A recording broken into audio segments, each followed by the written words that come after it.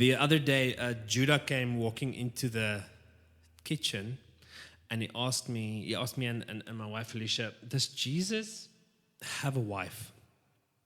We're like, no, Jesus did not have a wife. He's like, that's weird. I'm like, yeah, God, like, there's no mother. We were starting to talk about it. There's not a mother there. He's like, that's very weird. Like, he didn't have a bride. I said, the weird thing with Adam and Eve, where he took the rib out, that word rib, I told him, Judah, I've heard scholars say that word rib can also be translated as womb. So it could be that when God made Adam, he could maybe have, kept going on his own. And God saw that it's not good for man to be alone, so he took the womb, the rib, out of Adam, and he made him a bride.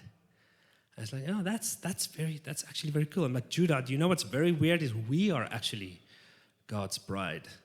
It's like, what? I'm like, yeah, men just don't get that. Sometimes I don't get it. Like, how can we be God's bride? And we spoke about that. I said, where he bought us? When he hanged on the cross, and the guy came with the spear, and he stuck him here on the side where the rib is. And when he stuck him, water and blood came out, exactly like with a birth. And in that moment, God gave birth. Jesus gave birth to his own bride. He paid the price for his own bride, and we are the bride of Christ.